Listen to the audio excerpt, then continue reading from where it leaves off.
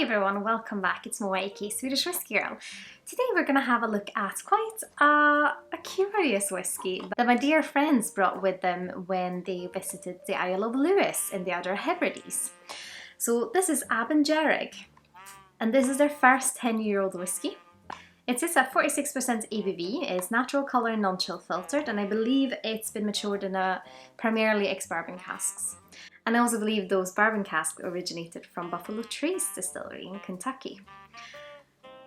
So even though I want to believe that I know the Scotch whisky industry at least quite well, Abhainn Dearg has always been kind of a little bit hidden away on its own. And I didn't even know they had a 10-year-old already. I believe they were established in 2008 and they had their first expression, a 3-year-old, released in 2011. And I mean, the 10-year-old has already been around for 2 years, so I am a little bit surprised that I haven't heard more about them. And they're a really small and privately owned distillery, like I said, on the Isle of Lewis, and I believe it's the first legal distillery in the Outer Hebrides for over 200 years, which of course is amazing. And Abhainn Dearg means Red River. They grow their own barley. They plant at least 2 trees of either oak or Douglas fir for every cask that they use, which is great, and they also try to focus a lot on reducing their carbon footprint. They malt by peat fire at the distillery. They even have their own peat banks. Yeah, they're a fascinating one. So very excited to try this one. And it's the first thing I've ever tried from them. So yeah, I think this would be a distillery that would intrigue a lot of people that really like a distillery where basically everything is kind of handmade, and their stills also look very curious, and I believe they're based on a design of illicit stills, because of course you had illicit distilleries all over Scotland back in the day. But yeah, let's start by having a look on the nose. It has such a weird nose. It's coastal and a little bit like wine gums and a little bit like the vegetal and quite sweet, but a weird sweetness. And I don't know if it's the sweetener that is a bit weird or if it's the other aromas, but it's very, it makes me very curious about it. So yeah, because the sweetness is almost like an artificial note, like candy notes, like wine gums, but it's that coastal vegetalness. It's definitely there, but it's quite light, and it's more a summer's day coastal notes than a lot of other distilleries that are coastal. I would say they're probably more autumn or like stormy weather, rugged weather, rainy, that kind of briny coastal. But this is more just like if you're in a forest close to the coast on a summer's day. Quite sweet though, but yeah, it's strange. And already when I tried it a few days ago, I was trying to pinpoint what I thought, but it's unlike anything else I've ever tried.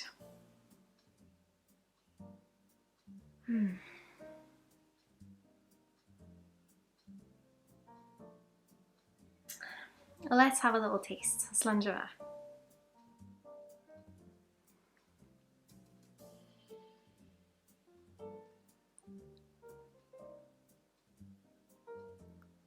A soft smokiness and that kind of same weird sensation. Not too sweet on the palate, quite earthy, but still like a summer's day earthiness.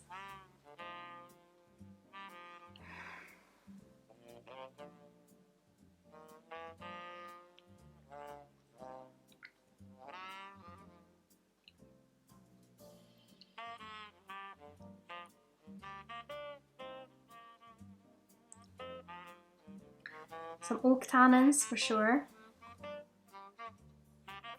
and a fruitiness, like an appley fruitiness probably. It still makes my mouth water, so it's quite juicy. It's just a bit strange. I wonder if this unique character might be those weird stills. Because in a way, maybe this is just in my head, but I think you would understand what I meant if you tried it. And if you have tried it, please let me know if you agree. But it has like a metallic, old-fashioned vibe to it.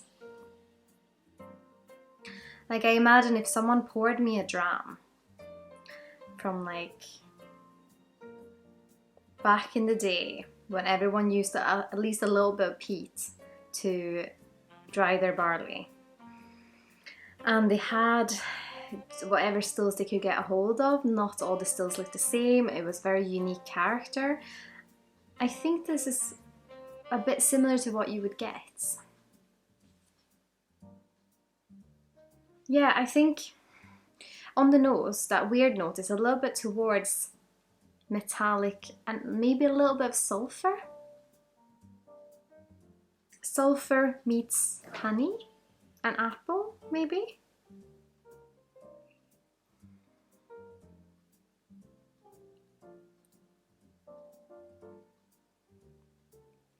And the earthiness is like a metallic earthiness, for sure. Maybe a little bit like paint as well. Yeah, because it's in a romantic way, it kind of makes me think that this is probably the dram that I've tried that is closest to what could imitate what you'd get from an illicit distiller. In a good way, of course, but it's because it's I'm trying to think if there's anything that I've tried that is similar to this. And I was thinking, oh, Craigellachie is very unique, but it's super fruity and tropical to me, so I wouldn't say that they're similar. This is what I love about whiskey. Sometimes you just find things, and if you're in a perfect mood, then sitting with one dram just intrigues you so much. Such a sweet nose. It's a little bit frustrating because this is when I wish I could sit here and discuss with someone and see what they thought. And of course, I have been thinking about bringing guests in, and if you think that's a good idea, please let me know in the comments below, because I do have a few ideas and some good guests, and of course having Cody come and guest an episode soon. So if you want to see that, please let me know. It's probably happening anyways, but it's always good to hear your thoughts.